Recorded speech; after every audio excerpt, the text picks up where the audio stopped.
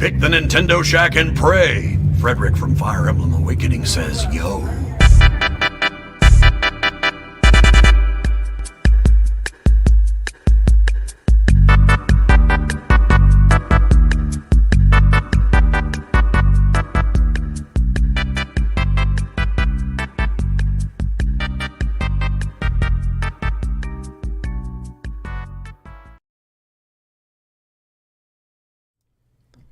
Greetings, Kooplings, and welcome back to Nintendo Shack 154. 154. This week, we're going to talk all about some Treehouse live details, Pikmin 3DX, Hyrule Warriors. I'm joined here, as I am each and every week, most weeks, by the returning Garrett. How are you, sir? I don't know about you, Donnie, but I think Bex is a little sus right now. Oh, no. Please pass it along. She's totally sus. Yeah. I'd like the record to show. Nailed it. This guy nailed it. Completely I don't nailed know it. how you nailed it. Oh, I knew. To be honest with I you. was Just not knew. Are you serious? You knew. Just totally knew. Hi, Rebecca. Hi. We're going to talk about some little announcements. I think Garrett's Little excited about at some and point. big. Some medium ones, too. Before we do, let's thank those that produce the show over at Patreon. Thank you, Callow, Barry Cathcart, Josh Borboni, Chris McElfresh, Devin Tice, Kyle Heyman, Michael Masick, Zach Bradshaw, Nick Fallhaber, Paul Calicote, Rude Days 93, Rob Emanuel, Grouchy Surge, and Ben B. Moxum. So here's the thing. If we get like 10 or 15 more producers, we got to do something, right? Like, we can't commit to keep reading. It took like a minute. Thank you for all that you do to help supporting the show. I hope that you're enjoying your early access and bored with everything and DLC and all the other things that we do over at Patreon. If you don't know anything about what I'm talking about, you need to head over to patreon.com/PSVG and get in the know. So let's start the show like we do each and every week with what we're up to. I'll start because I don't have nearly as much, I think. I'm not playing much of anything on Switch because I'm A, playing lots of things on my Xbox. B, tried to play Super Mario 35. Every time I do, my kids are on the Switch upstairs. We do the game share thing. So I always have to play in airplane mode. Can't play that game in airplane mode, so kind of ruining my fun for that. I did start up, though. This is going to be great, modern, on the edge podcast feedback.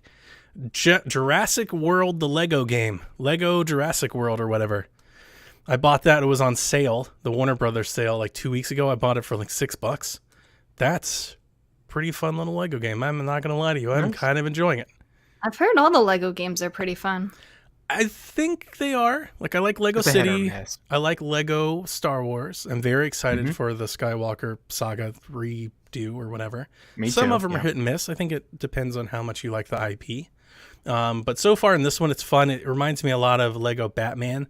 You do get like in the Jurassic Park Jeep and you can drive around like these little areas to get to your next level. So it's not open world, but it has like these little drivable parts. Batman did that. And, they do rip like the audio directly from the movies.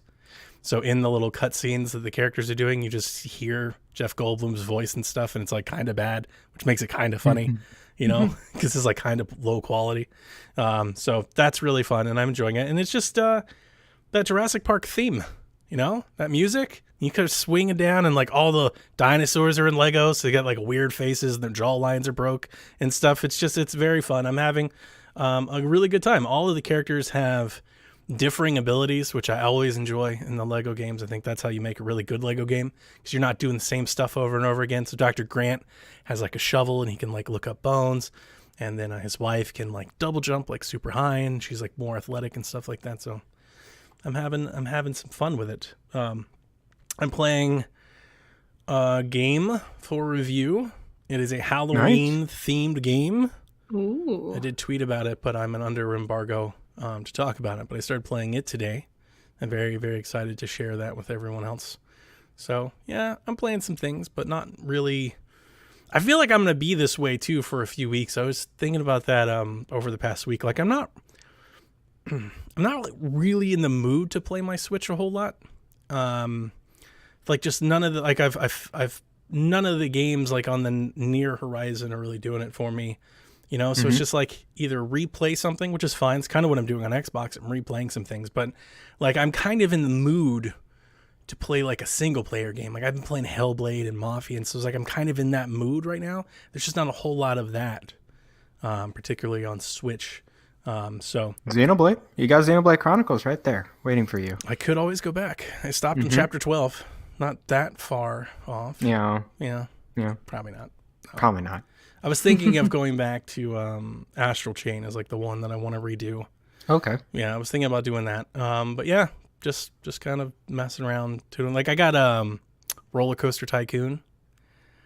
I haven't played it yet. I totally bought it because I wanted to see how it worked on Switch. But every time I like boot up my Switch, I'm like, I don't want to do that. And then not today. Yeah, not today. I'm playing something else, but it's kind of a part of the news, so I'll just hold it. So Rebecca, why don't you tell us what you're up to?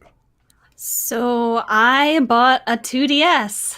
Yay! My original one was on its last legs. I never upgraded from the original model. So when they said that they were ending production, I was thinking, oh no, like my 3DS isn't going to last forever. So then I saw that they put up refurbished models of the new 2DS XL system on their website. And my original 3DS was actually refurbished, and I had a good experience with that. So I thought, why not save a bunch of money and get something that is a big upgrade from what I have right now, and get something that's going to last me a while. So I ended up getting it, and I played around with it a little bit. I haven't transferred everything over yet, but I had Samus Returns sealed, never played it yet. I booted that up finally for the first time just to kind of get it running on the new system and seeing it. And man, I should have upgraded such a long time ago. It's a really good game. The big screen is so much better. I Yes. feel like it's just more comfortable. Like I'm not like this little tiny thing in my hands anymore. I'm not going to miss the 3D because I never used it anyway. Yep. On my 3DS, like ever. I think I might have used it on the first day and never turned it on ever again. So I won't miss that. How do you like that super thin screen? It's good. I thought that it would be a little bit It's a very heavier, thin, the system, yeah. because it's bigger, but it's not really any heavier, I don't think. It's pretty than light. My original one. So it's light. It's good. I'm happy. It was $99. You can't beat that. I feel like you're not going to be able to get any of the 3DS family systems for much cheaper than that in a couple years from now. So I always say I really trust the Nintendo refurb stuff. I bought all of my nieces, all of their stuff from Nintendo refurb. I think I got them all 2DSs for like $40 a piece. Dang. I bought a Nintendo Wii U refurb from Nintendo, and it was like basically brand new. And the cool thing that I liked about those, I'm not sure if anybody's ever bought one, they actually came in their own box, but like a retail box, but it was different than the actual box. It was just crazy because it felt like a new console. I think they always swap the cases like on all of the refurb stuff, because I have bought 5 or 6 probably refurb systems from Nintendo. I don't think I've ever gotten one that had like even a blemish or a mark. They've never looked used. my original one had a very, very tiny blemish. You would not even like really notice it. Didn't really impact anything at all. I've had good experiences with the refurbish. I think they do a great system job as well. Yeah, I would recommend it. You know, why not? It's cheaper. And so I needed one, so I got it. So I don't know if I'll like dive super deep into Samus Returns yet. There's a couple things that I kind of want to finish up first, but when there's more Switch droughts, I will be hitting some of those 3DS games that I've missed out on. So. You reminded me. I bought Axiom Verge. Never played it. Oh, Wanna I've heard play that's it, a good one. Just haven't been in the mood for that game yet, you know? It's like kind of like Ori, like you got to get in the mood to sit down and play that game. I've been waiting for that moment, but that's another one on my to-do list. Nice. Yeah, so I was playing around with that a little bit. I've continued with Illusion of Gaia for the Super Nintendo, and it was easy up until a couple days ago, and that game got hard. Like, I'm finally starting to experience, like, okay, this is classic, retro Super Nintendo, brutal difficulty. There's a lot of cryptic puzzles in that game. And I finally hit my first boss where, like, I don't know if I'm going to be able to beat this boss. I tried it a lot. There's a couple of like things that I missed that I can go back and get to, hopefully try and beat it. But I hope I can get through it because I'm really enjoying that game. The music rocks. The characters are interesting. I'm interested in the story and how there's a lot of real like historic, real life things in it. So I'm going to try later this week to make a little bit more progress in that game. It's not long. I think I'm about halfway through it already. I only started it like not even 2 weeks ago. But yeah, I kind of hit a wall with that. We'll see where it goes. Other than that, I got my first win in Super Mario 35. Nice. And I didn't touch it since. So She's like, one and done. You won. You did it. You I won. did it. You I did did it. it. So I hope they add more stuff to that game. We were kind of talking a little bit about it last week. I hope, that game has some longevity to it, because I think the idea is worth it. I don't know how much of it you guys played. 0. Okay, I did not download I it. played a few more matches. I was explaining to Elaine yesterday. I'm in that mindset, that weird gamer psychology where I kind of don't want to play it because I know it's not going to be there. Like I kind of don't want, Right. it's like I don't want to get invested into it. I don't want to spend 30 hours playing a game that I know isn't going to be there. Like I don't know, it's weird. Or maybe don't is too strong. It's like I kind of don't feel the urge to. It's like I could spend a lot of time playing this because I like it, or I could spend that time playing something that I actually own. It's kind of more like that. See, I don't understand that at all, because wouldn't you want to play it while it's Oh, here? it's just before totally it's weird. gone? No, I told you. It's complete dumb gamer logic. I don't know what it is, but that was my initial response. Like after fair. I played it and tried it and I got it, I was like, okay, now I'm not going to play this game anymore. I think I get that. I like games where I just progress more, and like I know I have a reference, and then next time I play, it's like, okay, I'm a little bit better now. I guess you have that with Mario 35. It's just, I don't know, with more skins and levels to I don't know. You get skins unlock in that game or anything like that, or is it just here's the win? You unlock icons, which nobody even really Like sticker sees. yeah. Oh, okay.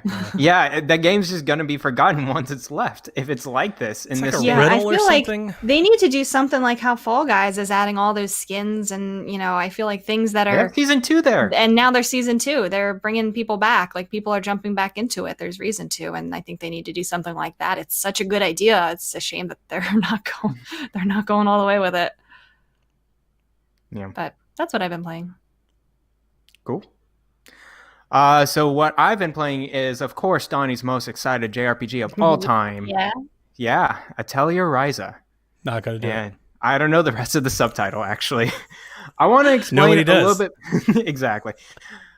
I want to explain a little bit more about this game because I've been playing it for the past, I don't know, month or so. So I'm about 20 hours in.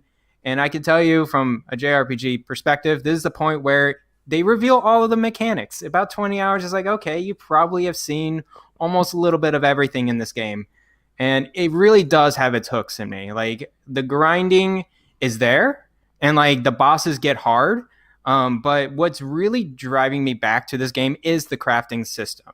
So when you go through kind of like these monster run trips, there's a lot of different ways to collect resources and items, and these resources have different attributes, different kind of like perspectives or characteristics as that.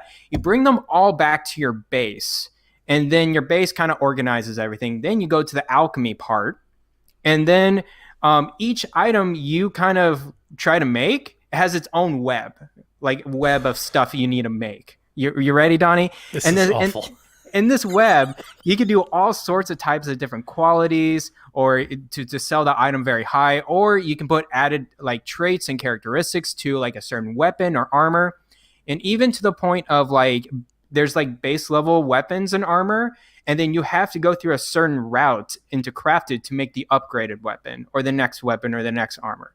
So it's really pulling me into this. And I'm even crafting my own kind of gathering weapons like a hammer and an axe, and this hammer and axe will actually help me get different items out in the world in the game. It's actually a pretty intuitive grinding, I don't know, loop. I'm hooked into it, and that's actually, I don't know, it can be rare for a grinding loop to really hook me up like this. Like I could probably play, I don't know, tens of hours of this and be fine.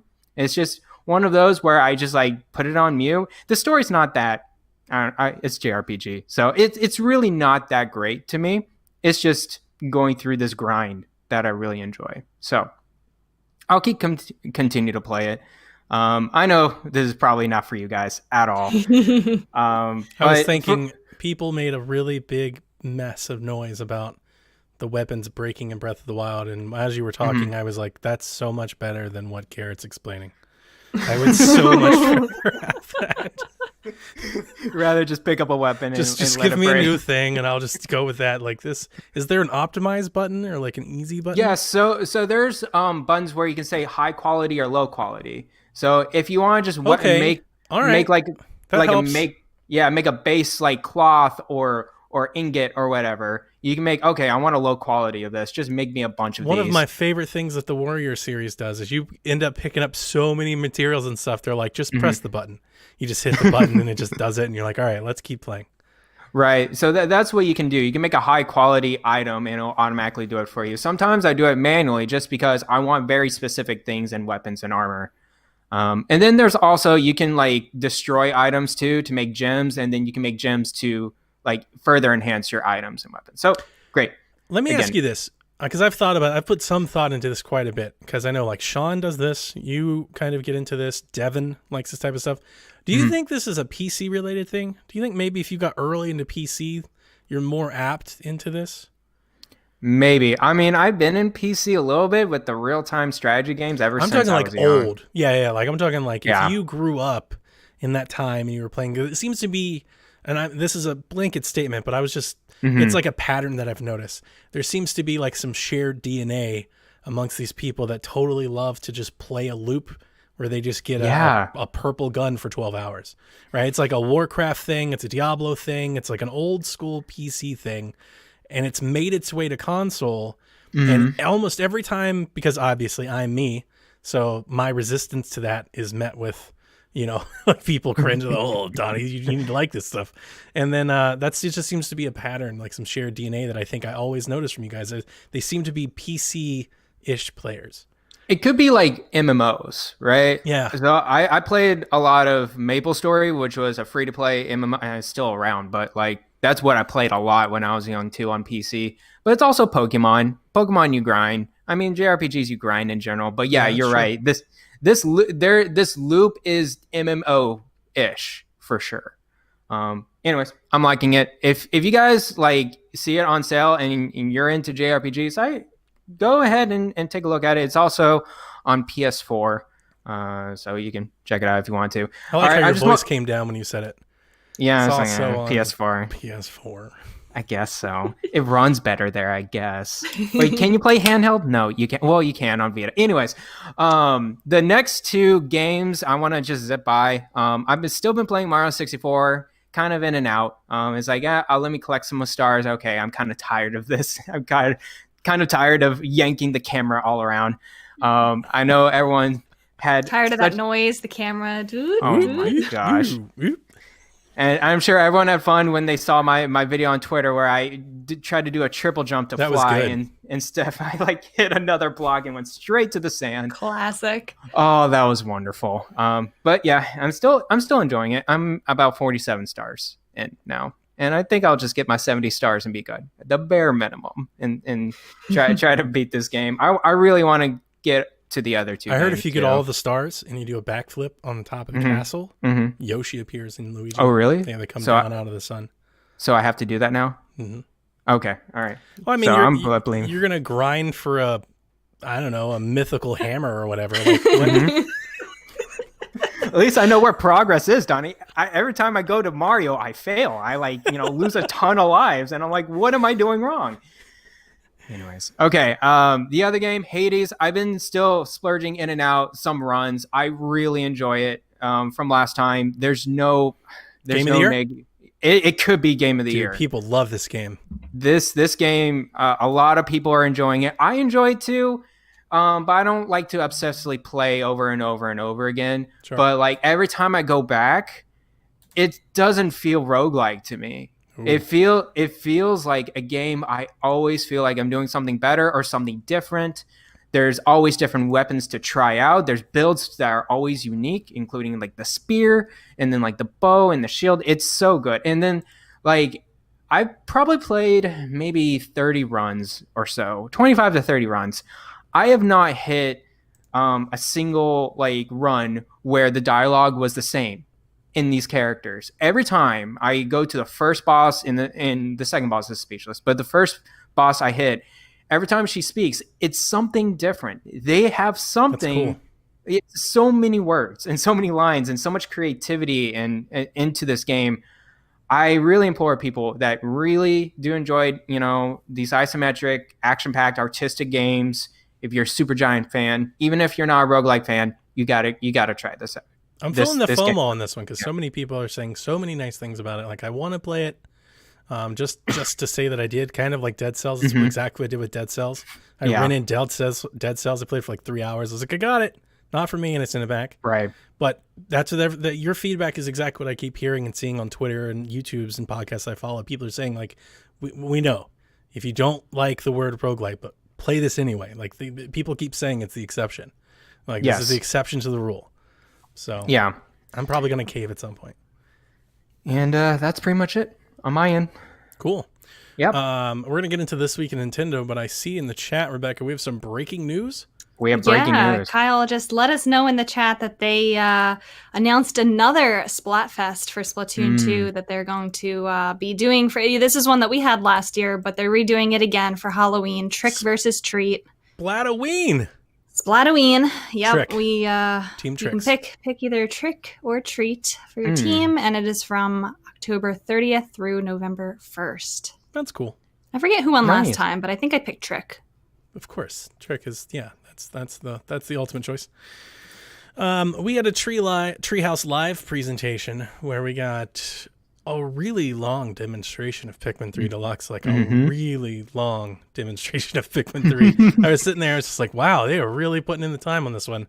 But what came out of it is that we have a demo available now. It went up yesterday. It's out today. That is the other game that I played. I played the demo to completion. It's about an hour. It's not that long. You get into the first Mall Dad or Mall Ball or whatever it's called. Right. Yeah. So I played through that. I played on the light. I think it looks really good. I've always thought Pikmin 3 looks great. On the light in handheld mode, just ever so slightly a little edgy, just like some aliasing stuff on the edges. But outside of that, it looks great. I did look up a stream of somebody that streamed it and they captured it in full 1080p. Looks fantastic compared to the Wii U version. Like the other Switch ports of Wii U games, they all seem to get like a vibrance boost, like the gamma's like blown up, so it's much more brighter, it's crisp, it's more sharp. So even if it's not a whole resolution spectrum enhancement, it still looks a lot better. Pikmin 3 is a beautiful game. It has always been a beautiful game. So pretty. Yep, it was a beautiful game when it came out on Wii U. It was a looker. I've always said that about it. I am not the biggest Pikmin fan, but I really like Pikmin 3. I think it's a really good game, and if you guys missed it at any point along the way, there's a really good game here to be had. So have you guys played it? I've played most of it. I'm almost done. Yeah. I had it for the Wii U. I love Pikmin as a franchise. I'm just not into the games. I downloaded the demo. I played like a little tiny bit of it, but I don't know. I probably won't buy it. It's not for me. I'm probably gonna get it. I played most of the demo.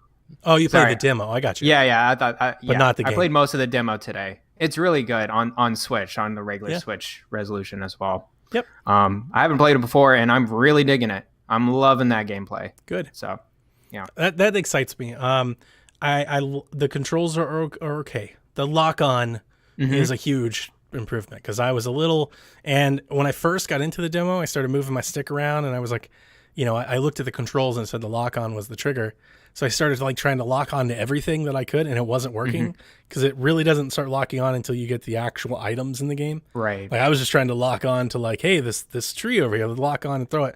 So I was like, oh no, this isn't that great. But once I started playing out the rest of the levels, I was like, oh no, this is good. I still believe, and I feel like Kevin might hit me for this. I still feel like Pikmin's better with motion controls. I think it was tailor-made for like the pointer style control. So this is good. It's a good replacement, but kind of like Galaxy's motion controls. Like it's good on the Pro Controller. It's not maybe as good, but it's great. Does it give you the option to do the Joy-Con pointer controls? I didn't even check because I was playing on the light. I didn't check either. Because I don't play with Joy-Cons. I was playing on the light. So, but that I don't know. I don't know if that would.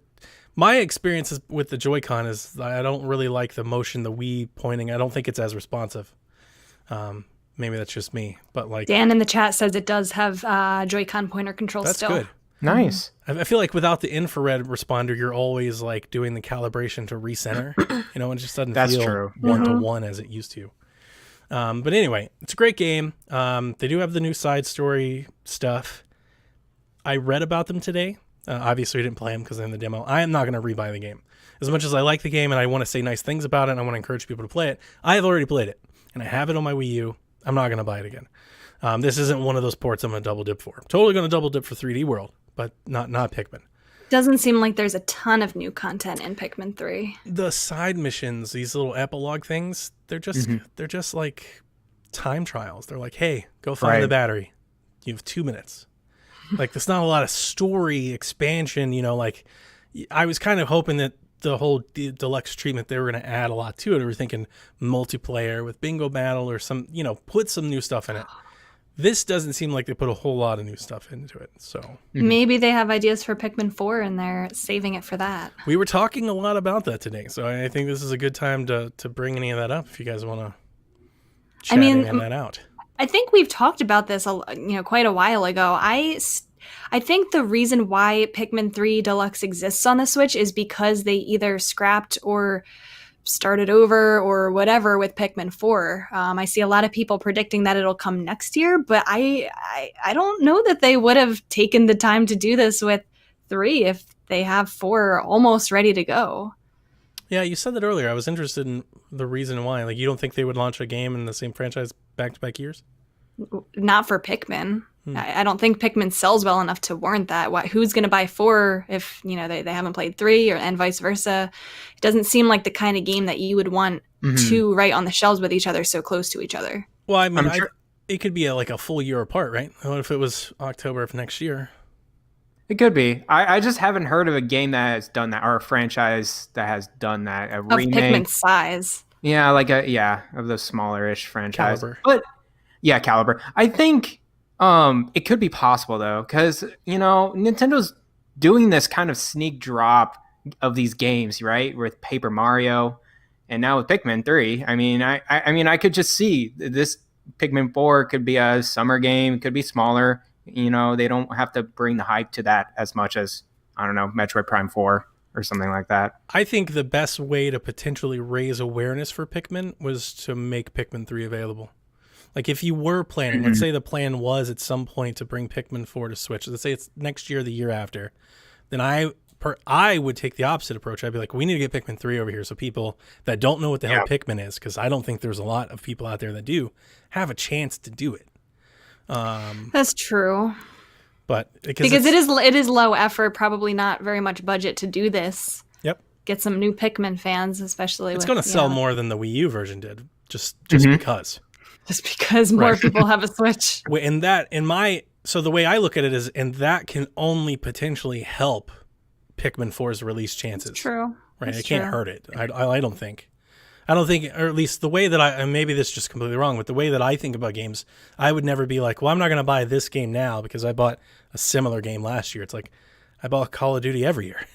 It's a different size franchise, though. 100%. 100%. I was talking to Kevin today, and he briefly shared a text exchange he had with his wife. She was pretty livid that he told her Pikmin was on the Switch, and she realized it was the same game. And she yelled at him, and she was like, what have they been doing all this time? Which is interesting. So I did some digging, and I went and looked it up.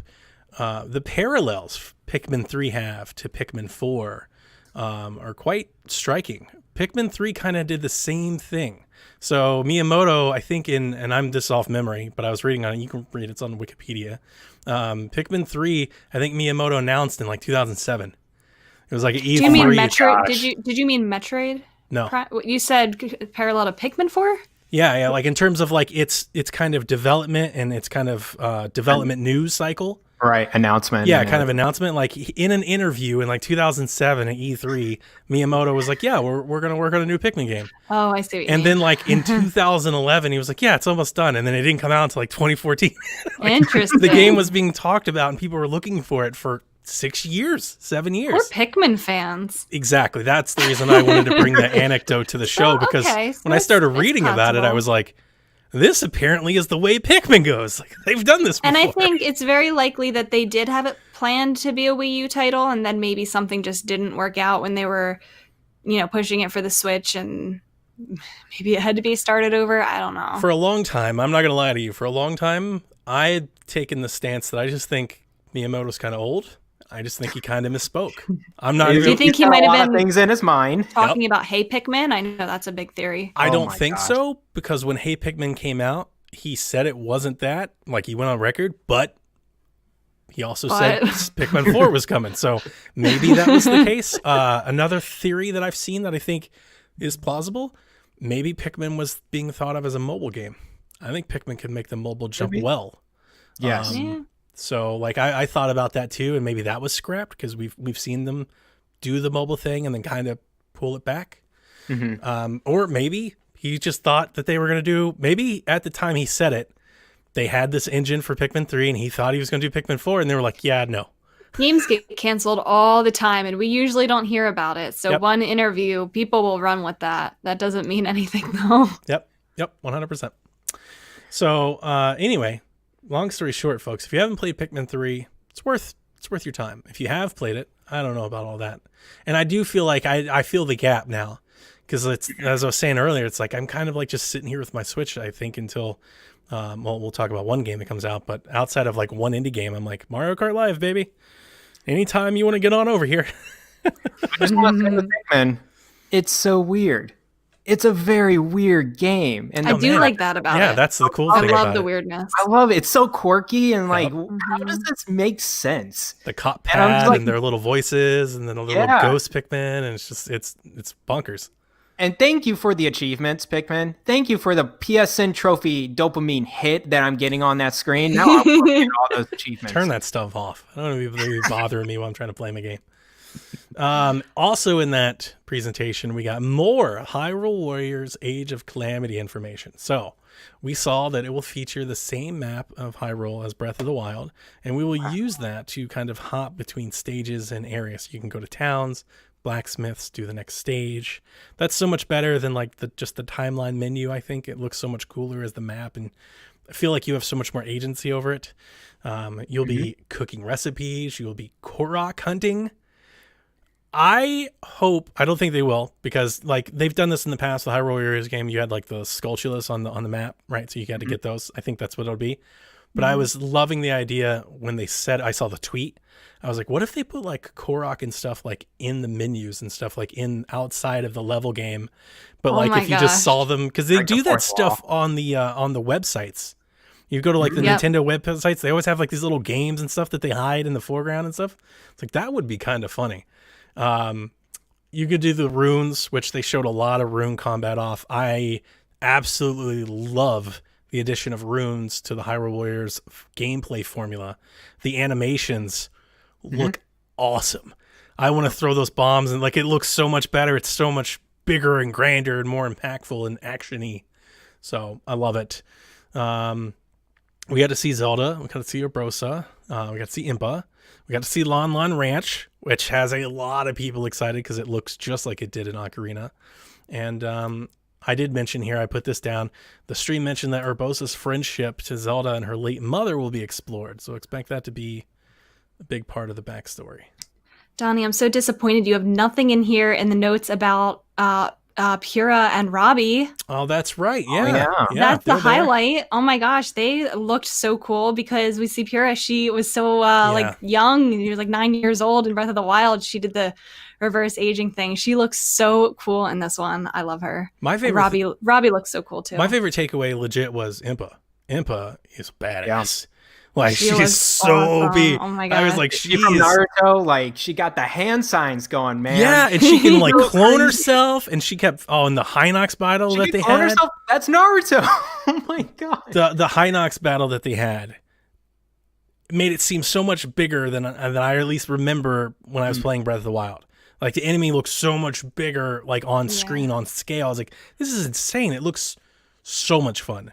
The gameplay that they demonstrated looks so good. I continue to keep saying it. It looks so clean. It looks so much better than Breath of the Wild actually looks. And I love how true to Breath of the Wild they're making this. They're obviously putting their own Hyrule Warriors spin on it, but they're making it not...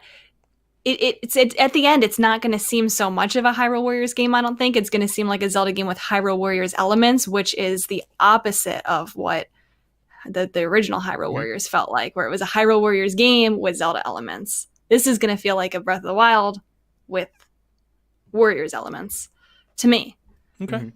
I need a demo, I think. That would be great. Push me over. Oh, push you over. You're not... We're all getting it. I'm playing Cyberpunk, Donnie. Come on. I'm going to play it too, but I'm going to have to play this the day it comes out for sure. I don't know if they'll do a demo for this game. Maybe they will. Maybe later. They did with Persona 5 Scramble. That's true. Good point. Good point. So, I don't know. I think this is... I mean, this is going to sell crazy. This is... It is. It's now 1B, right? It's like up there, right there with Cyberpunk. I hate that they come out in the same day. It's like, why can't I get this now? Who cares about Cyberpunk? Get this game. I'm getting both games, but you should care about Cyberpunk. You should really care about Cyberpunk. I don't care at all about Cyberpunk. I care about Age of Calamity. I'm going to play the mess out of this game. And quite frankly, I think especially the fact that 3D World is still further out, this is one of my most anticipated games on Switch like this year. Like this is really the jolt in the arm of... Because you guys know, like Animal Crossing wasn't for me, right? I like Clubhouse 51 games, but obviously it's not like, a banger or anything like that. So this has been like great for me to just fall like all back in love with this. And I loved Hyrule Warriors so much, and I love Warriors games so much. So this is right down my alley tenfold. And then the idea that like, I don't know if they're going to do it because it's Breath of the Wild focus. I'm a little concerned. Not concerned. Concerned is not the right word. I'm just a little hesitant to buy in, but...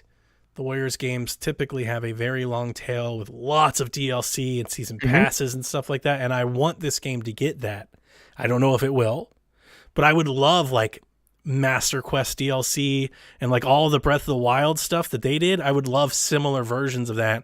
You get the motorcycle and all kinds of stuff. Like bring all of that over. Do the trials, but in Warriors fashion, the whole thing. I want 50 stages. I want to do it all over again. I think that'll happen. That would be great because it would be a very easy way to chew on Breath of the Wild for a little bit, like to re-experience all of that without just going back to the game and playing it again. So I'm really excited. The hype rises. All the hype.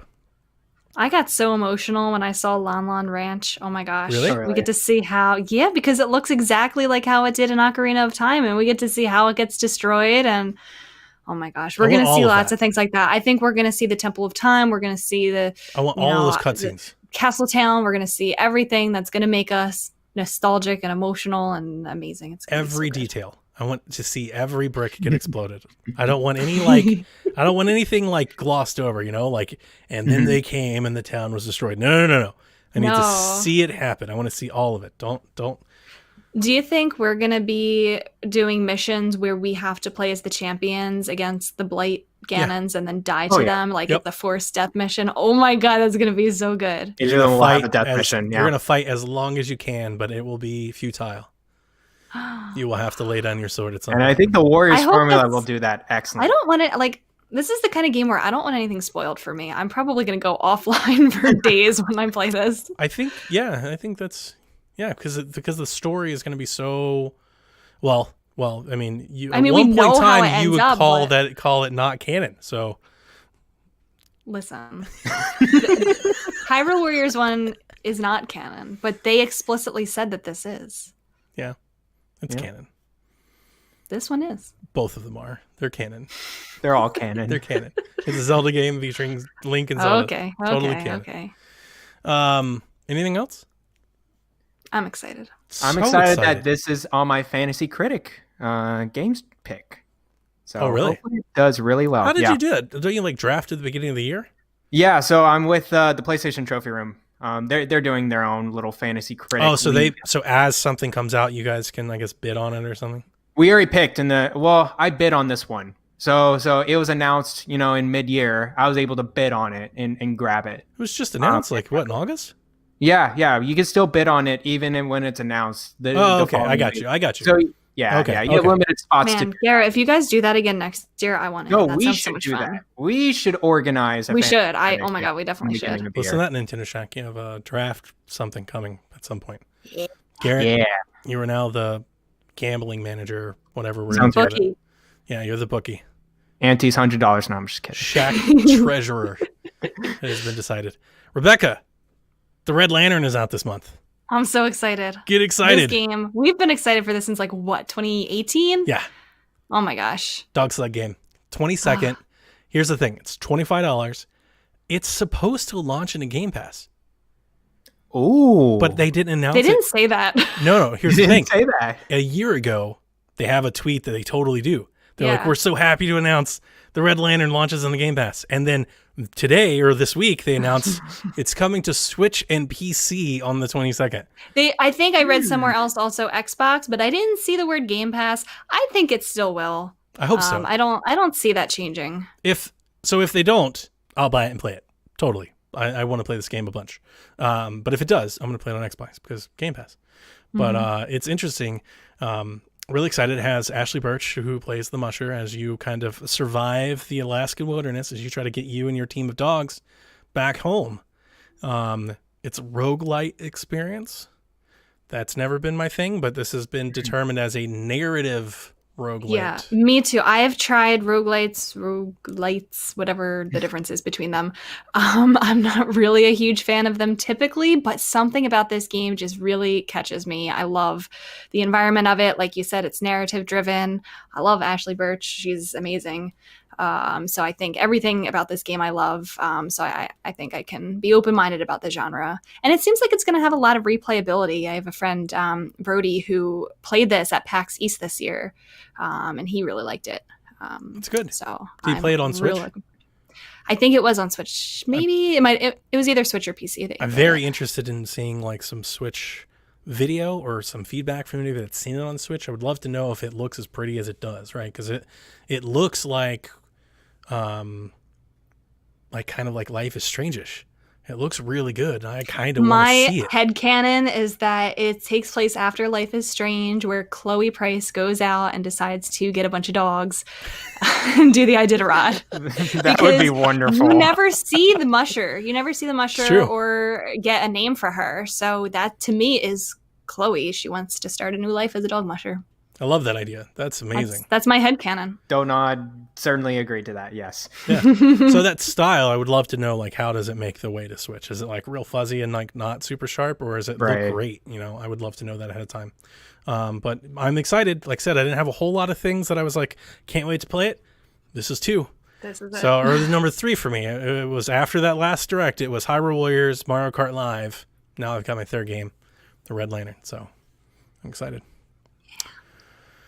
Garrett, Yes. Ori unveiled a slew, a Yeah. smorgasbord of Pokemon flavored accessories. They've got cases and shells and armor, mini controllers and pro controllers and stands.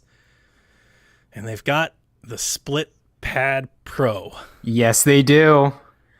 I bought one of these things. Yeah, you did. Can't believe you guys have got me here. You You guys got keep... the Pikachu one, right? Yes, that's the reason why I bought it. It was twofold. Obviously, you and Nick and everybody that keeps going on and on and on about these freaking monstrous controllers and how great they are. But 2, you guys might remember last year when they unveiled the Pro controller in that glossy gold Pikachu format that was like gaudy, and I wanted that Pro controller so bad. The day it was announced, I posted, I was like, this looks awesome. And I believe 19 out of 20 people are like, that's the ugliest controller I've ever seen. But I loved it. I thought it was great, but I didn't get it. And it had matching headphones, I believe. But I didn't get it because I got too many controllers. I got so many controllers.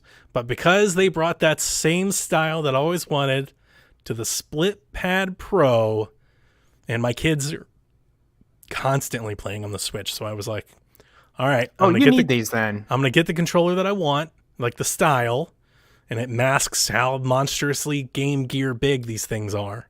And I'm going to give it a try, and I'm going to give you some feedback as to whether or not I could be converted to the Split Pad Pro. I want you to try it with Astral Chain. Okay. That's the game. I'm like, wow, I can control my character a lot better. Really upset to find out that they don't do gyro.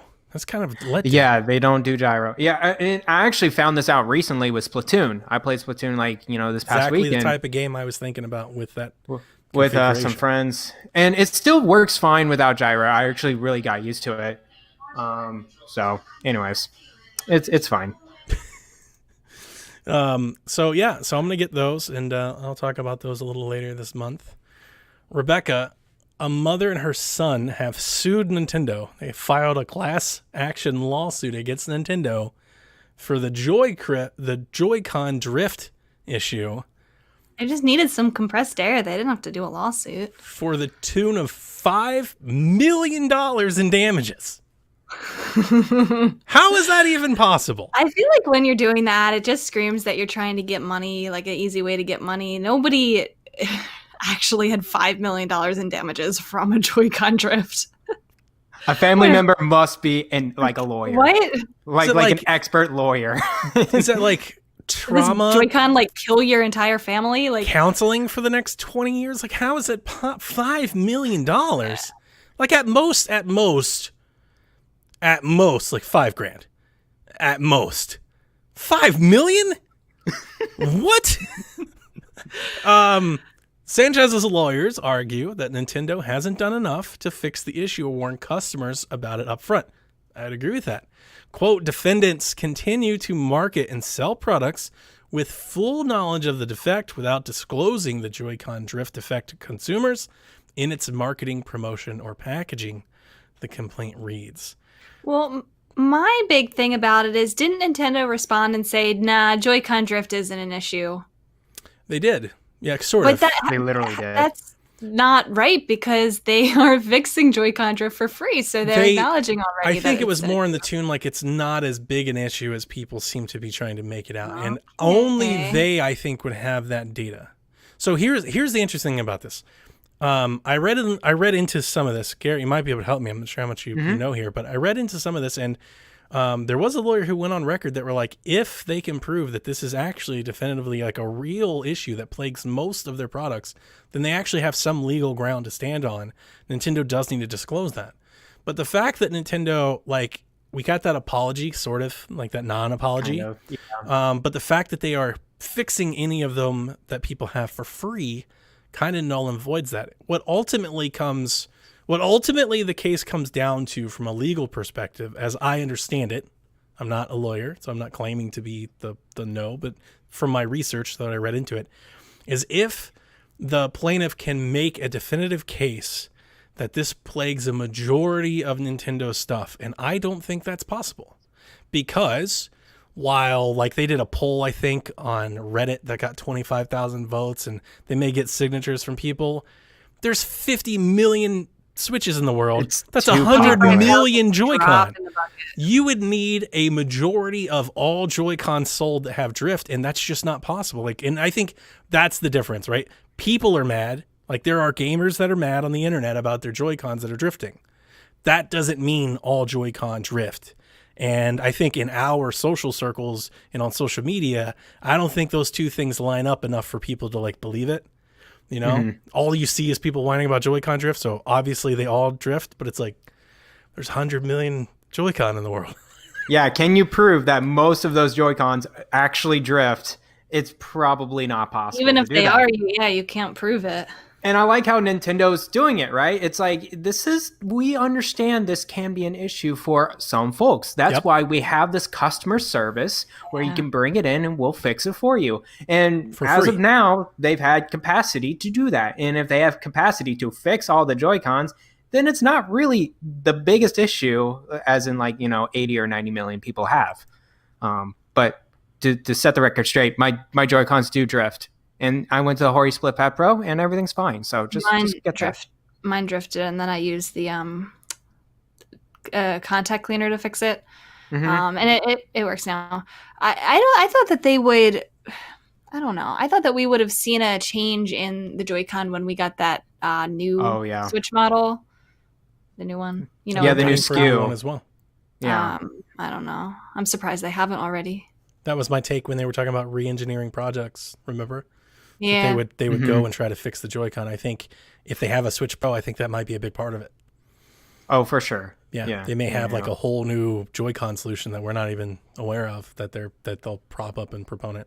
Duxard in the chat says it's even if it's not a majority, it's a prevalent issue, and they haven't responded to it very well. Totally fair, totally valid. Says he got his Joy-Con fixed. He sent him in to go get it fixed through their free repair, and then they started drifting again 2 months later. Yeah. Oh, I'm not trying to defend them. I'm just trying to bring the legal aspects. Like $5 million is a lot to ask, even if you could prove it. Even if you could prove it, I don't think a judge is going to listen to $5 million. He's like, yeah, right. That's, and maybe they're doing it just on behalf of everybody, and that's what they're trying to do. Be one of those things where if you sign up and you give them a receipt, you get a nickel. Like everybody gets a nickel. 100 million people get a nickel. That's probably what it is. But yeah, I think just from the legality of it, I don't think they can prove it. I think that's going to be the issue, is that they can say it, and it is an issue, but it's an issue that Nintendo is actively fixing, and it's not is it a majority issue? Like, right? Because that's the it seems like the crux of the lawsuit is Nintendo is knowingly selling products that break. And that's not true. Right. Like, that's just fundamentally not true. They're like, hey, I have Joy-Con. Here's a Joy-Con. It totally works. Well, it kind of hurts your case a little. So anyway, not Nintendo news, but I wrote this down because, one, we don't really have a great place to talk about it, and two, me and Garrett both really like the mini consoles, and even Rebecca got the Super Nintendo. But it's Okanori from Sega, who did the Genesis Mini and the Game Gear Micro, has went on record in saying that they believe they'll do another mini console, and it will either be the SG-1000 or the Dreamcast. Does that do anything for either of you? Honestly, I didn't know Sega until the Dreamcast. That's how much I just did not know Sega. And I was like, cool, a Dreamcast. I only played one game. I think it was NBA, what was it, Streets or whatever it's called? Playground or something like that. Yeah. That was actually good. I remember playing that, but that's the only game. So that's just me then. So I won't wax on too long about it, but I'm extremely excited the idea of a Dreamcast Mini. I'm really, really excited. I want one, and I want to mod the mess out of it. So many great games that I loved on Dreamcast, and they're not the ones that people talk about. It is not Shenmue. I'm thinking like Jet Set, Crazy Taxi, right? All of the sports games. So like those early 2K games were awesome. What they did with like camera angles when quarterbacks threw the ball or when kickers kicked the ball, and like it followed it up to the sky level and then it came down to the players and rotated around and stuff. All of that stuff is seared in my brain. I would love a little mini console to lock all of that away, just like the PlayStation, just like the Super Nintendo. I would stand outside GameStop early to get one.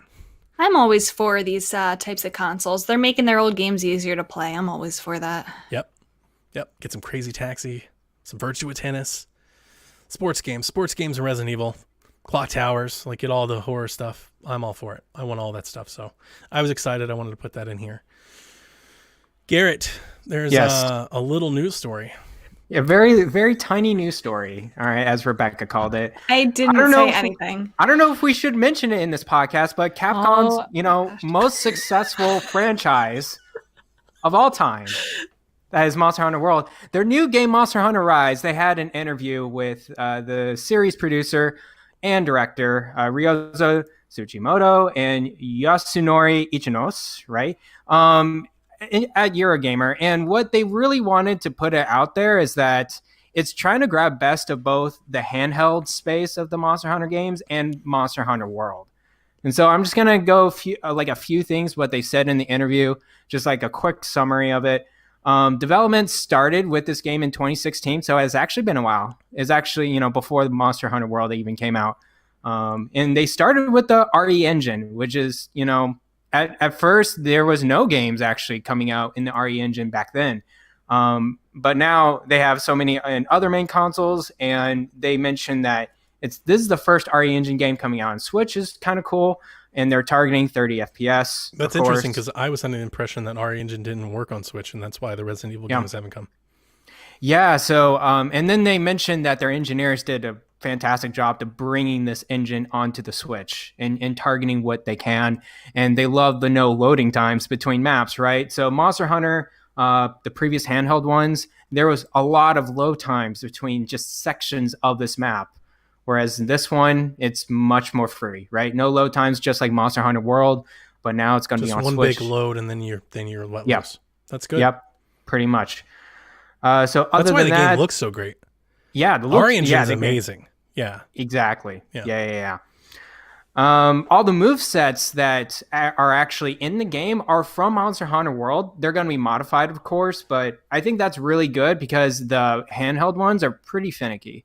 You had to hold certain buttons to go to different move sets, whereas Monster Hunter World felt more action RPG, more accessible. So I'm glad that they're doing that.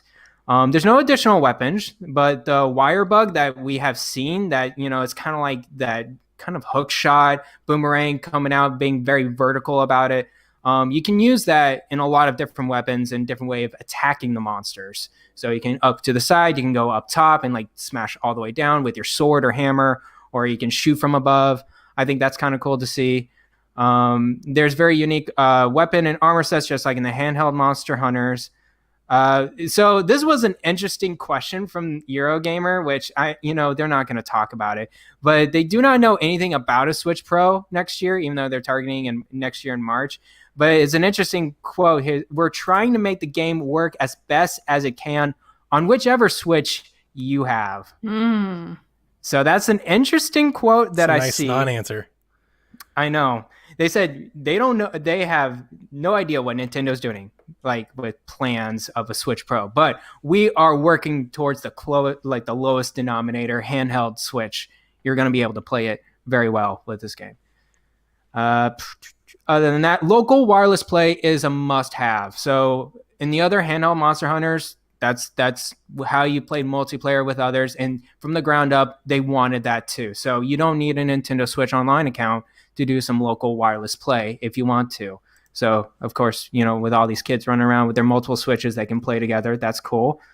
And then the new event quests are permanent rather than temporary. When we see the Monster Hunter World quests, these are going to be permanent, like in the handheld. So again, they're kind of sharing kind of elements from both handheld Monster Hunter and Monster Hunter World. I'm excited, guys. I'm very excited. I actually pre-ordered the collector's edition because I'm getting invested. Yeah, in this, I think. I like it. So, man, placing your bets early. Pretty Would much. you get a special edition if they came out with a special edition console? I want to see the design of that. If it was a Switch Pro and if it's a very nice chrome What if it's design, a regular Switch, not a Switch Pro? Switch no, Lite. probably not. Oh, Switch. Oh my gosh, guys, I don't know. It's blue with like chrome face buttons and like chrome sticks. Ooh. That could be it. Switch Lite could be it. Yeah. I I love that. I love when people get excited for things that that they get hyped for. Obviously, my tagline, but I really do. Like I can't tell you like how joyful I get when I see Jack like really excited about a game. Like I'm like, I'm gonna buy the mess out of this game for you. But it's like I just want to feed that energy constantly, and I love it when I see any of you or anybody I podcast with in our team. I love it when people get excited about it. Even stuff I don't care about. I'm like, dude, that stuff gets me. That's intoxicating, man. I love it. It never gets. You're gonna see a lot more of it coming March, man. It's gonna be good.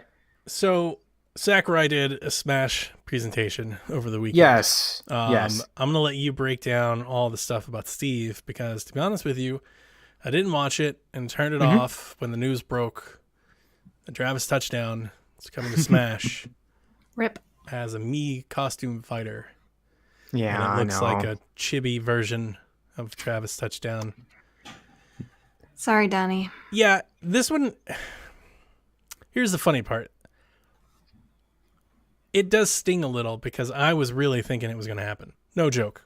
Like after the Steven reveal, I was almost like, I think I would have probably made a bet. I would have bet money. I would have been 90% sure. I was like, oh, it's totally going to happen. Like they're going to do it. They're going to do it with the new game. Like with the game comes out, it just made sense. It felt like this perfect storm. And I know how not Nintendo No More Heroes is, right? It's so weird because it's like you would imagine that they wouldn't want to associate their brand so closely to something like No More Heroes, but they already do. The games are all been exclusive to Nintendo and they've always had marketing, right? So I thought like this was going to be the one, right? They would do a trailer and this would be the one. So it does sting to see that it's a Mii fighter. Like I'm happy that it's getting some recognition. It's better than none, I guess. But I think No More Heroes deserve better. A No More Heroes stage and a full-on Travis, enshrined in Smash would have done wonders for the game and the awareness for the game. And I felt like Suda deserved it. I actually kind of wanted it more for Suda51 than even as a fan of the thing. Like, I just kind of wanted him to have that honor. And I'm a little bummed that it didn't happen. Not going to lie. Yeah, we're hoping for a lot of indie characters to come in, but we just are not seeing that at all with these new Smash characters. So I understand that it's probably a little bit downer for Travis Touchdown, but we're not going to see... I doubt we're going to see Shantae either. Or Shovel Knight. Or like any of these important, unique... indie characters. I don't think that's Nintendo's kind of motivation with these new characters. Yeah, I think they're trying to bring in other outside and more well-known characters.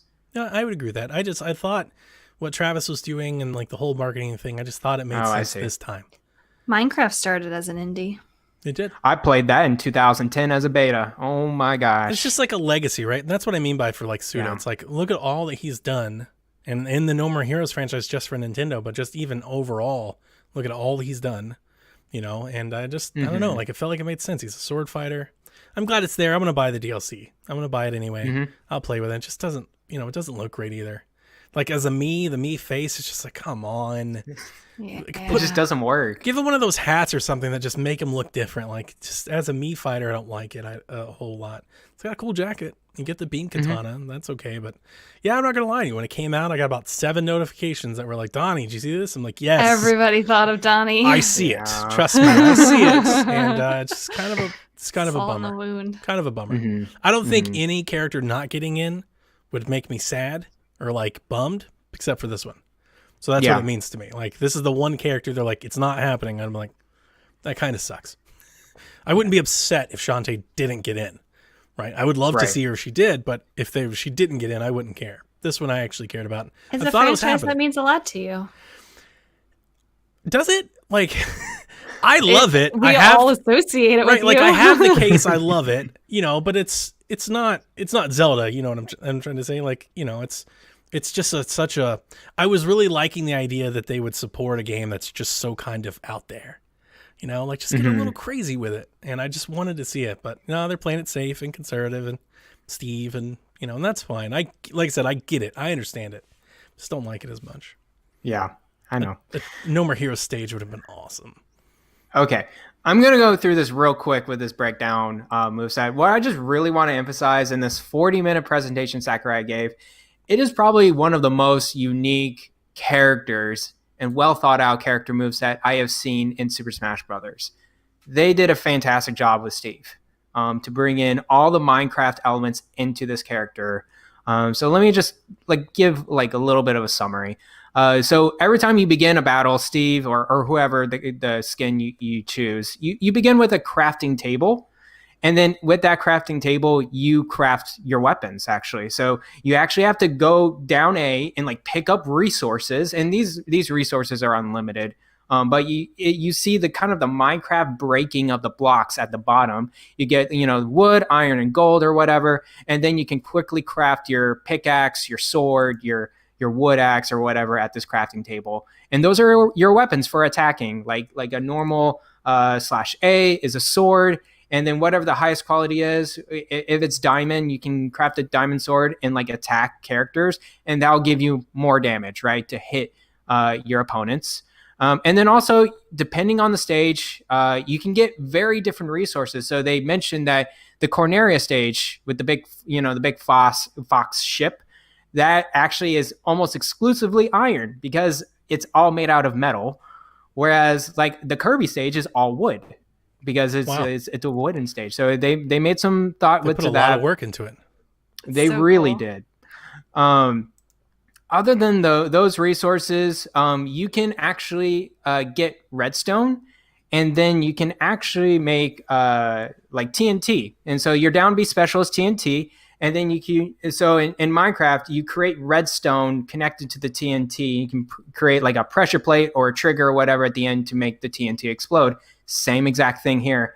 Or an excellent example of this Steve put a TNT at the end of the stage, and then another character was trying to get back on, and then he just created redstone and then a pressure plate right there and just exploded that character Sounds out. really complex. You think it's gonna work like in Smash? I don't know. It's really fast. I think got this to is make going to sure be for what you're top doing. players to master. Mhm. It doesn't seem like something that, like, I'm not a big Smash person. I would probably do horribly with playing Yeah. as Steve. But I think for the really hardcore Smash players are going to go all out with this. Doesn't Villager kind of have a lot of stuff like this? Villager doesn't Not like have this. resources to accumulate. Right, not to though. gather, but they have like a lot of different attacks in terms of like stationary attacks and attacks that can send out as projectiles and Yeah. all the- yeah. Yeah, for sure. I think the biggest thing here is actually accumulation of those resources. Yeah. And there's actually like a ratio bar of wood, stone, and gold, like kind of estimately at your character's screen. Yeah. Yeah, no joke. They did pretty much everything with this character they can get with a Minecraft Wow. elements in there. So I just want to say congratulations, Sakurai. This was probably one of the most creative characters I've seen in this game. And, you know, I've been saying forever that this could be the most interesting character. Like, people think it's just a meme or whatever, and people didn't want him into Smash because he's like a joke character, is what they say. But I never understood that, because I've always genuinely thought, and like, I didn't think they would do stuff like this with him, but I've always thought he could have an interesting moveset, and they proved that he does. Yeah. So, and I think Jack would definitely love it if he loves Minecraft. Try out Steve, man. Oh, he's excited. It's definitely It's next week, right? I think it's close. Yeah. I don't know exactly what the date is. 13th? I have that off the top of my head. Maybe Just what came to me, but I think it's, I think it's soon. I'll check later. Okay. October 13th. Oh, Okay. look at there. Rebecca Nice. won. How about a big smile for the chat? What? Big smile for the chat. Why? Because it's a nice thing to do, Rebecca. Wow. And I didn't know. Oh, so skeptical. I'm sus, remember? Dude, my kids have nonstop played that game since we Really? played it. They're playing with all their friends. They're playing on their phones. They're constantly playing. And Jack wants to play it with us. He's like, I want to play with the team. I was like, that's probably good. You stand in for me because I don't think there'll be a team left if we play again. It's a joke. Rebecca did not like me calling her out. I can't believe she was a sus, to be honest with you. I I had knew no it. suspicions. No. And then Donnie, you know how to convince us. She and then doesn't you do were right. defensive well. That's it. Oh my gosh! But That's the thing true. was, I was getting said, "Oh defensive my when I gosh." was being falsely accused. That's You guys true. were falsely accusing me, and I was That's getting true. defensive. I felt like I could hear and pick up when you were being honest. I didn't vote you off when you weren't it. I have that claim to fame. I That's didn't true. vote you off when you weren't it. But when you were Yes, you it, did. I Yes, totally you did. voted you I off. have the video evidence. I have the video Did I? evidence that you did. And it was the one with Kevin. Where I saw him kill the body, and I. Oh, Oh, right. yeah, I'm you're so right. I sorry. remember that. I remember that. That was hilarious. Oh, that was I think it wonderful. Nathan and Everybody somebody voted else. for it. I love how Kevin She's like, just we're threw gonna it off. lose. Don't do this. That's a fun game. I'm glad that you got us to We play. gotta it. do it again. Rebecca yeah. takes all the credit for it. If So- you guys missed it, we'll probably do it again. What do you think of my? Did you see my tweets about it? I A little bit, I think. I think this game is a very easy game to play if you're not the imposter, if you could just get collaboration to play. Here's the thing. We kept arguing over doing the task. Kevin kept yelling at me to do the task, and I kept thinking, it's like, if we don't do the task and we stick with other people, we'll find the imposter. It's really it's that easy. You just have to be able to account for everyone. Well, the thing is that the imposter can call emergencies, which splits people up. Yeah. So that's a good imposter would do that so that people can't stick together. But as long as you do, you could self-fill. probably still account for everyone. I feel like in almost every situation, if I could just account for like 4 people, I could easily. So when I told everybody you're the imposter and I knew you're the imposter, a big part of that was I could account for 4 of the 6 people. I was like, Yeah. it's totally you. you could, but then if somebody else suspected you or Of course. something and then voted you out, it's all a mind game. Really. It's amazing. But like every time I played it, I was like, if I just stick with 1 or 2 people, we can figure this out. Because And either hope that you're going they're to not kill the me. imposter. There you go. There you go. But even then, if they killed me, They're in. You like the other person's like, weren't you with Donnie? Right? Like I don't know. Like in my head, I'm like, this is not that hard, guys. If we all just band together, it'd be a lot harder if you couldn't talk. Like if it was all silent, that's super hard. When it's just text, like when you're playing with random people, it's hard. Jack is killing it. He's all about really? it. Oh, he's all about it. It's like his new favorite thing. He keeps playing every day on his lunch break. Good for them. You love like a little viral, game story like that. That's awesome. You think they'll bring it to Switch? No, because Nintendo will not allow you to chat with random people, and that's integral to the game. You could do a party thing on your phone, right? But that's it. Not Nintendo's the online. not going to let you chat with random people online. That is the most un-Nintendo thing ever. Is that like... But you can do that in other games, though. Like, you can chat on Fortnite. Can you? Yeah. I don't know. I don't play Fortnite. I just think there are other games that you're allowed to... I understand what you're saying. It's not Nintendo, but I think they've I'm thinking relaxed the on text some of that. chat thing. I've never seen that with randoms. Now, that's true. Ooh. Fortnite, you can block and mute everything. Okay. This one, you need to communicate. Part of the game. Yeah, you're right. It is part of it. I understand absolutely why it's a streamer thing. Oh, for sure. Yeah. It sucks. I loved it. I sympathize, Rebecca. It sucks when you're not it and everybody thinks you are. I was losing my mind with Kevin. I was like doing everything I could do to prove it to him, and he was like, nope, we're all going to vote for you. And you're just like, I guess we're going to lose then. I'm just going to turn it off. It's an interesting game. They canceled the sequel because this actually came out 2 years ago and didn't really hit it off until a couple famous streamers started playing it, and then they had a sequel in the works but decided to just cancel that and add more stuff to this game, which I think is the right call. I love the PSVG meta story that just Rebecca's now sus. I'm sus. It's just every time. We got the red icon, so. All right, we have time for some questions? Sure. Brendan wants to know, what Nintendo franchise do you think needs to be used more by Nintendo? Well, that's a very fitting question for this week. Don is thinking. I just want to be good with it. I got mine. I think it's probably Metroid. That's a fair, honest answer. I could say some other things, but like Donkey Kong has gotten a lot of releases. Pikmin even. It's gotten a lot of releases compared to Metroid, like in a time span, and kind of sort of thing. So, yeah, I'll say, and obviously, just Metroid, I think, has such a resonant place with a small but dedicated following. So I will say Metroid. That's kind of where my mind goes at first. Part of me, and the other game that my mind went to was WarioWare, but they pretty much do have a WarioWare game on every console, so that's probably not the best answer. True. I think that's true. There's a few of those.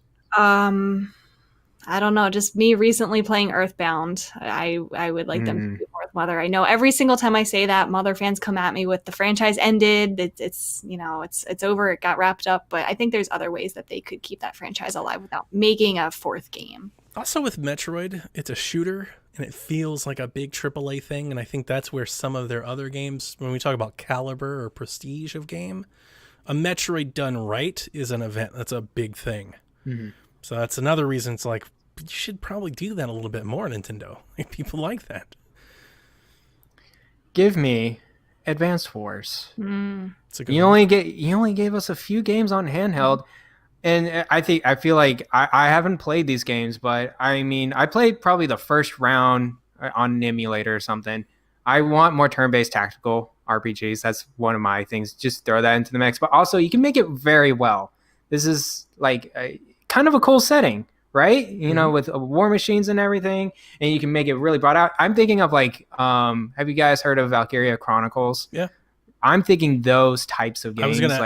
I think every time somebody ever says Advance Wars, I always go and think, and I ask you, have you ever played Battalion Wars? I have not played Battalion Wars either. I freaking loved those games. But I also like Valkyria Chronicles, so. Oh, okay. I thought of another. I think, and I've said this before, Nintendogs needs to be a mobile game. I don't know why that hasn't happened yet. I've gone on about that before, so I won't again. Gags wants to know, do you believe Crown Tundra will be the final paid expansion for Pokemon Sword and Shield? That's a good question. That is a good question. I could see them doing more than that. Especially the way they're doing it. They just kind of roll out like this very similar area that just kind of has some different stuff in it. They could do that again. I think they're playing it down so much now that I just feel like they're on to the next thing. And they have so much more other Pokemon games that they can do, like the Let's Go Pokemon Johto and also the 4th gen remakes, and then probably a new Pokemon game. I don't think they need to stretch that too long other than just bringing more Pokemon to this game. Like once you got all the Pokemon in, I think you're kind of like, all right, we're good. We're kind of done. But the way they've been messaging lately with Crown Tundra and also the first DLC, I don't know, like it's just a trailer or so, maybe a few of like demonstrations or whatnot, but it just doesn't feel like they're dedicated. We were talking about that last week. I don't know if you ended up listening to the show, but we were saying about how it almost feels like the DLC is better than what the trailers are going to make it seem. At least that was I thought it was true for the first part. I feel like the second trailer here was a little bit underwhelming. I think it's going to be better than what they're letting on. But you're right, they seem to not really be. Obviously, they're pushing it, but yeah, I don't know. We'll see. I imagine that they're going to do what like expand the Pokemon a bit more, but that's pretty much it after that. Any other thoughts, Donnie? I'm ready for Let's Go. Give me more of what I like and less of this. So, give me a classic mode. That's inevitable at some point. Let's Go and Snap. Totally happy for 2 years. Give me Pokemon Snap for sure, and Let's Go Gold or Diamond or anything really. Just pick one. Let's Go. Throw a Pokemon name in there, and you give me that and Snap, and I will be much happier than I am with Sword Shield. G-Man wants to know, with Nintendo releasing a demo for Pikmin 3 Deluxe, do you think we could get more surprise demos from them? We were talking about if Age of Calamity would get one or not. Do you see any other? I would like one. I would like one too, just because stuff is real sparse. Yeah. They're too far out. I think that's why, this is a big reason why I downloaded the Pikmin demo. It's like, well, I'm not going to buy the game, but I'd like to see it. I'd like to see what it looks like and all that. So I was glad that they did it. Pikmin's an interesting one because, I don't think a lot of people know about Pikmin. I don't think people know what Pikmin is. That makes sense to put a demo out there, get people involved so they maybe know what they're going into. Though I love demos. I wish every game came with a demo. I think that's why I play so many games, because I want to try out. I want to see everything, even if I don't beat them all. So I don't know. I wouldn't mind Hyrule Warriors doing a demo, but I don't think they will. Like, if you're asking me, I don't think they'll do it. I don't think so either. I think we probably would have heard about it by now. I think if we do get one, it'll be after the game comes out, depending on how it's selling. And I was thinking, like, they're not going to do anything with story. So throw that out. Like, I don't think they're going to do a demo with a story mission at all. So I was thinking, like, if you did a demo, maybe it's like maybe an adventure map or two. Maybe. Isn't it true that demos don't really do a whole lot to sell games in the long run? Did I read something like that? I don't know. I will say, to back up your statement, that I think more often than not, demos encourage me to not buy games. I think that's sometimes I want to play something just because I want to play it, and then I get a demo and I'm like, yeah, this isn't. I didn't want to spend $60 on this. Or if they didn't give me the demo, I might have just to see it. I might have jumped in. I think that's why we don't have as many demos as we had in the 2000s. And then what else is coming up? I don't see them doing a demo for like 3D World or anything. Yeah, they're really well known. Like, really well known Nintendo franchises, forget it. They're not going to do a demo. They didn't even do a demo for Paper Mario. And that was one to do one for. Exactly. That's what I was thinking.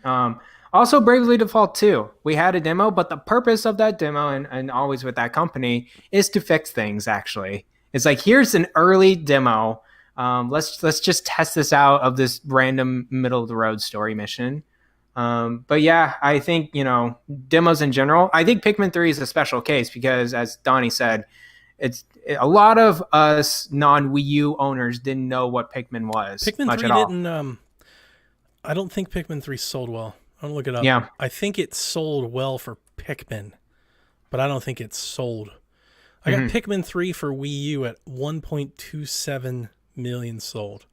It's not great. For a first party they marketed the mess out of Pikmin 3 when it released. Now I have a question, because I got that game for free with the when I pre-ordered that was also a thing. I remember that. Mario Kart. You were able to get a choice of a free game, and I picked Pikmin. Does that count towards a Pikmin sale? It's a good Because question. I'm sure there's a lot of people like me who got it for free like that. I actually think it might count as a sale because essentially they were selling you the game as a part of the bundle.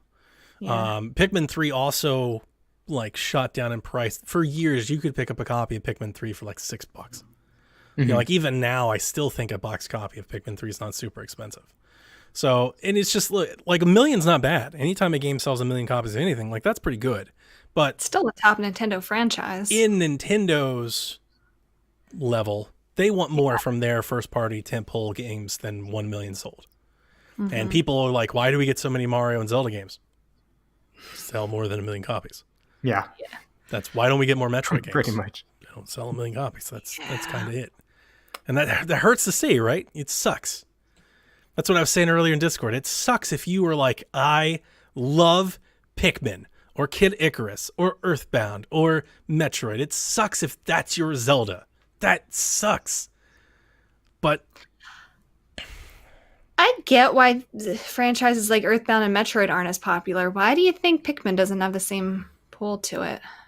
ooh, that's interesting. I would say that I don't understand why Metroid isn't more popular, but I understand why Pikmin isn't. I don't think. Go Go ahead. ahead. I was going to explain why I don't think Metroid has. Okay, so I'll go popular- first. I Yeah. don't think the RTS strategy thing is something that really appeals to lots of people. And I think that will always kind of keep Pikmin in the, like, you know, in a lesser B tier type thing. It's a Doesn't weird have mechanic. It doesn't have wide appeal. I don't think people want to do that. Mostly. A lot of it in demo for myself, I'm impressed by it, but I can understand a normal customer's like, I'm not jumping and doing platforming or whatever. You're just shooting Pikmin to do different things. It's a resource management game in real time. And it's creative, it's quirky, it's cool. But yeah, for a main audience, I don't think so. It's right? not like I think it's how they market it, because what you just marketed as a resource management game, and I feel like that would get people's attention a little bit more if they knew that. Maybe. I don't know. remember they marketed the mess out of Pikmin 3. The Pikmin 3 was a big kind of like, let's get the Wii U going again. Like they had that whole year. I'm not sure if it was that same year. I think so. Am I thinking like 2013? Right? They had that whole year. Like, so the Wii U came out. It had like that 9-month drought, right?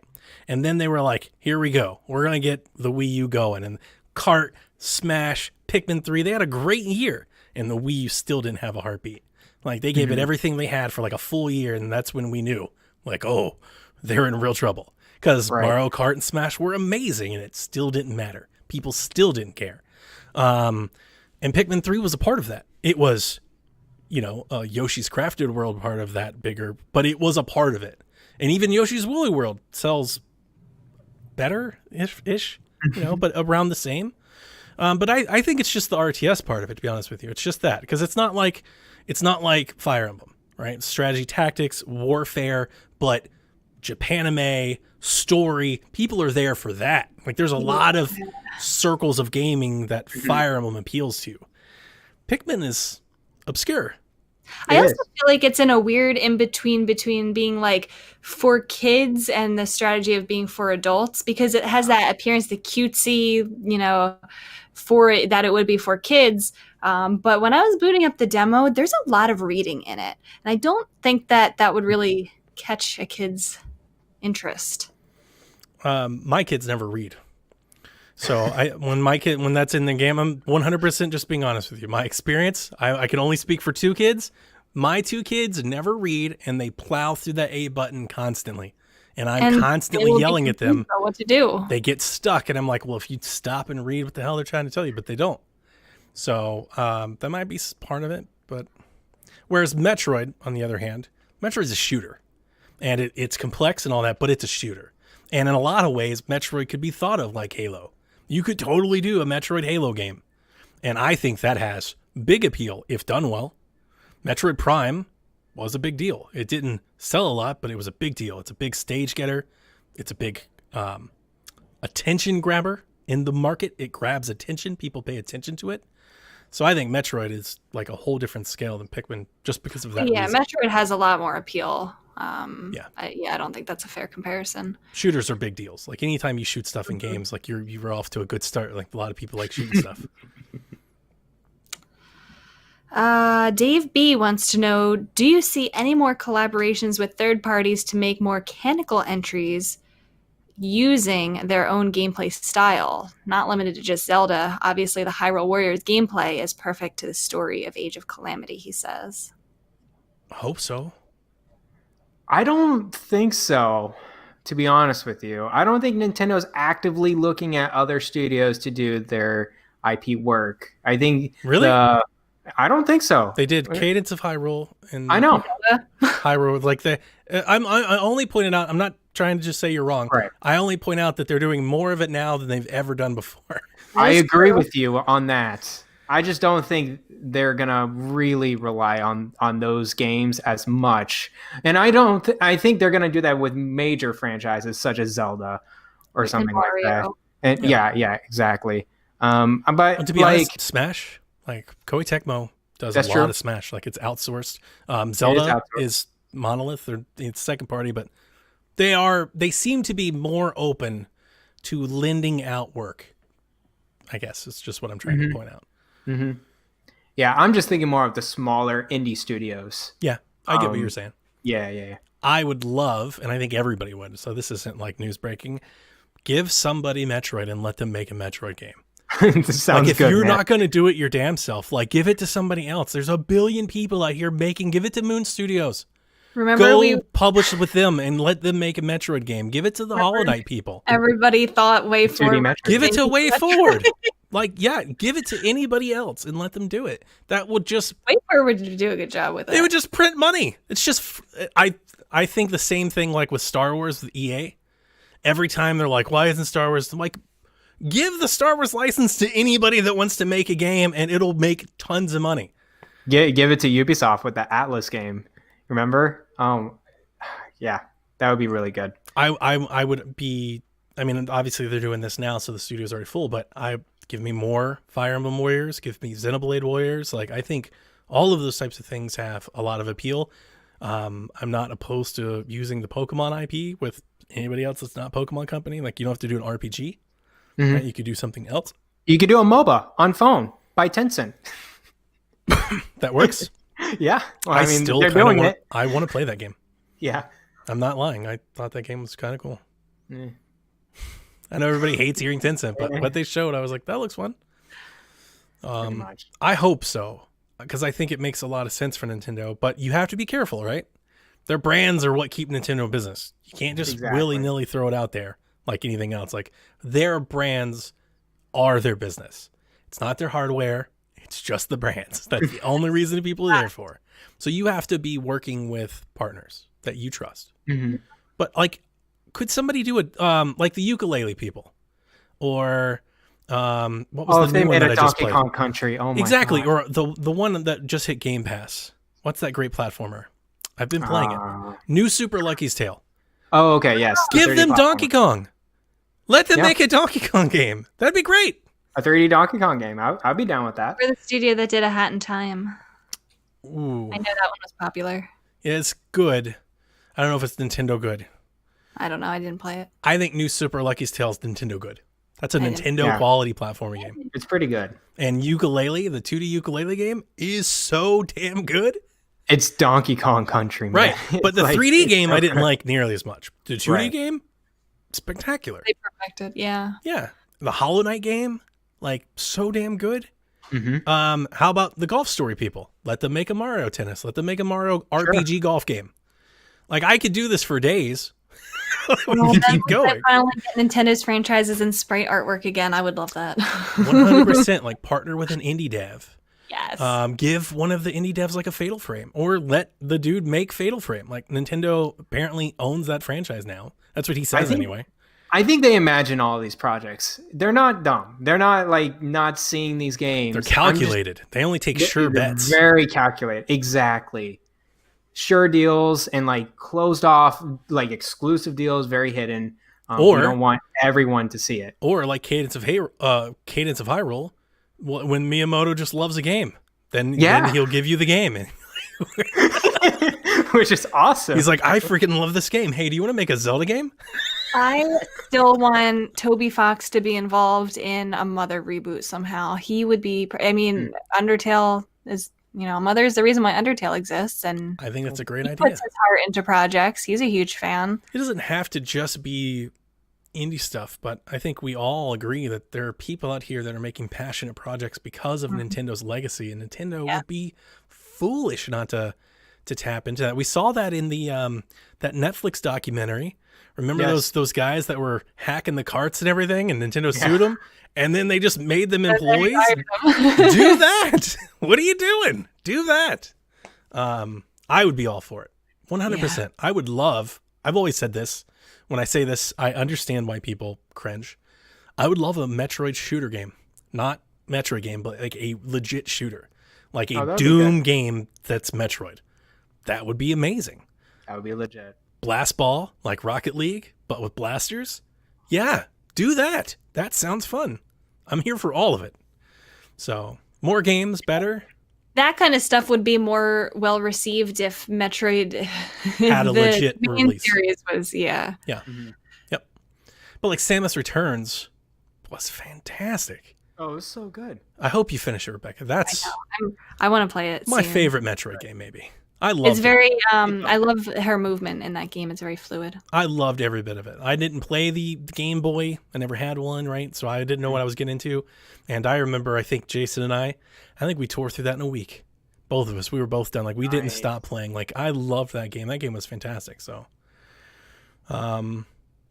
yeah, that's a good question. I would love to see it. I'm going to ask one more question, and I'm going to paraphrase it. Zachary brings up that Charles Martinet is not going to be the voice of Mario forever. Eventually, he will retire, move on, Troy whatever. Baker. I didn't even finish the question, and you knew what I was going to ask. What would Nintendo do as far as voicing Mario and subsequent characters for various projects? Would they hire somebody new, or would they... Dude voices everything. He's the Joker. He's Joel. Like, he shows up in every game. He's in half of every anime. Like, I'm always amazed every time he comes up with a new voice. But no, this is a good question. You're right. Eventually he will retire. But like all things, I think we see with voice actors, maybe it'll change a little bit.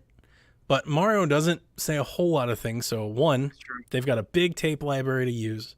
Two, the voice isn't so unique that I don't think it's replaceable. I think you could find somebody to do Mario. Mm-hmm. Yeah, I do think exactly what you said. They would reuse the clips. Don't they already do that in some of the games where it's just his reused wahoos and whatnot? Mm-hmm. I think they would do that for a long time. Yep. Sounds good. Even if they brought somebody in, I don't even know if they'd let you know. Because they wouldn't want like revolt or fan reaction, right? Well, they would have to be credited, wouldn't they? They might just like come out later and they'll be like, "Hey, by the way, this guy has been doing it for years. You didn't know." Too late now. That'd be brilliant. All right, that'll do it for us this week here in the Nintendo Shack. We hope you enjoyed the show, and we hope you enjoy each and every show. Share it with a friend. Leave us a review. Come watch us live. So we do this every Thursday night. All of you in the chat, we thank you so much for watching it. Chat was great tonight, as you guys have been for weeks. I keep saying it, but I say it because it's true. Garrett, Rebecca, do you have any parting thoughts you'd like before we go away for another week? Rebecca's sus. That's all I have. I don't know, man. Poor Rebecca. Look at that look. Can't deny it. All right, that'll do it for us. Good night, Kooplings. Bye-bye.